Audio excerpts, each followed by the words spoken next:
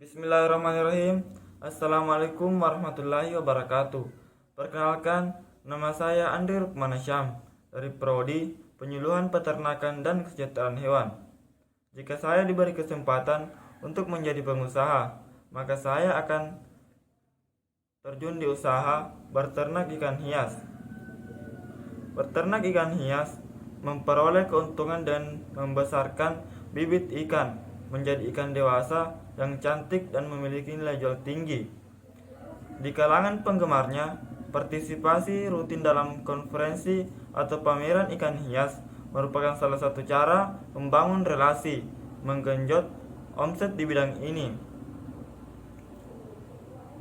Sebagian orang hanya memandang budidaya ikan hias hanya sekedar hobi. Namun, faktanya budidaya ikan hias juga bisa dijadikan sebagai suatu bisnis yang menguntungkan. Kenapa?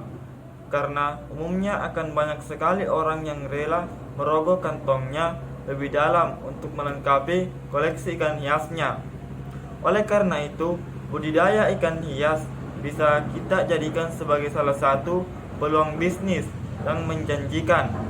Selain itu, bisnis budidaya ikan hias juga tidak memerlukan lahan yang terlalu besar, karena kita hanya memerlukan akuarium yang sederhana saja. Poin kedua, pelaksanaan usaha. Yang pertama, yaitu mempersiapkan wadah yang namanya bisnis, apalagi yang berhubungan dengan makhluk hidup. Mempersiapkan lahan cukup merupakan salah satu langkah awal yang harus dilakukan.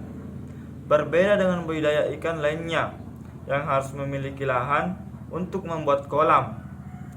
Budidaya ternak ikan hias air tawar hanya memerlukan akuarium saja untuk melakukannya. Sebenarnya, untuk akuarium kita tidak perlu membeli baru dengan harga mencapai jutaan. Hanya perlu memanfaatkan barang-barang bekas yang ada dan dipastikan tidak bocor. Kita sudah bisa membuat akuarium sendiri. Sesuaikan lahan wadah dengan jenis yang dibudidayakan, termasuk dengan tubuh dari ikan hias itu sendiri. Ikan hias tentu memiliki ukuran tubuh yang berbeda-beda, dan yang berukuran sangat kecil ada pula memiliki ukuran besar. Jangan sampai meletakkan ikan hias ukuran besar di akuarium yang tidak bisa menampung tubuhnya. Yang kedua, yaitu penyesuaian wadah ikan hias. Seperti yang telah sedikit disinggung di poin sebelumnya, bahwa ikan hias memiliki bentuk dan ukuran yang berbeda-beda. Namun, tidak hanya itu saja, ikan yang juga memiliki lingkungan hidup berbeda satu yang lainnya, sehingga masing-masing ada harus pula disesuaikan dengan lingkungan hidup dari masing-masing ikan. Hal-hal yang sangat berpengaruh terhadap perkembangan ikan hias yaitu adalah air, suhu, derajat, kesamaan pH, dan kandungan oksigen. Untuk budidaya ternak ikan hias tawar, sediakan air dengan kandungan kimia zero yang suhu air dan sebaliknya berkisar antara 24 sampai 30 Celcius. Pada intinya, air yang akan digunakan untuk budidaya harus didiamkan terlebih dahulu dan diendapkan selama 12 sampai 24 jam sebelum mulai digunakan. Hal ini harus dilakukan dengan tujuan agar kandungan oksigen terlarut yang cukup dan gas-gas yang terdapat di dalam air menghilang. Yang ketiga, pakan. Setiap makhluk hidup membutuhkan makanan untuk bertahan hidup, tak terkecuali dalam budidaya ternak ikan hias air tawar. Pakan untuk ikan hias terbagi dua, yaitu pakan alami dan pakan buatan. Pakan alami yang bisa diberikan yaitu adalah infusoria, kutu air, jentik nyamuk, cacing sutra, serangga, kodok, dan ikan kecil.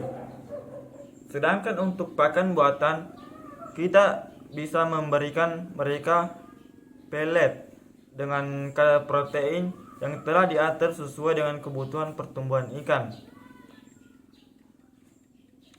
Poin ketiga, yaitu aspek pemasaran. Yang pertama, yaitu menentukan lokasi penjualan dengan cara melihat perkembangan di setiap lokasi yang ingin dijelajahi. Contohnya, jika suatu lokasi tersebut lagi ngetren ikan cupang, maka Anda dapat berjualan ikan cupang di sana. Yang kedua, buatlah promosi. Bagaimana caranya kita berpromosi? Salah satu contohnya adalah memberikan harga yang miring terhadap ikan, tetapi jangan terlalu lama. Dalam melakukan langkah tersebut, maksudnya lihatlah situasinya. Jika sudah banyak pelanggan yang membeli ikan ke toko Anda, maka hentikan langkah ini. Langkah tersebut hanya untuk menarik minat pelanggan agar datang ke toko kita. Yang ketiga, buatlah sosial media. Fungsinya apa? Fungsinya adalah untuk memperkenalkan toko dan ikan kita.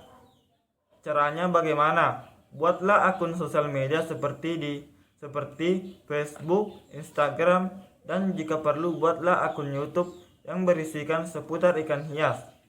Jangan lupa sertakan alamat yang lengkap. Dan terakhir adalah penutup. Jika kita ingin membangun sesuatu yang hebat, maka kita harus fokus pada perubahan apa yang ingin kita buat di dunia ini. Sekian dari saya. Assalamualaikum warahmatullahi wabarakatuh.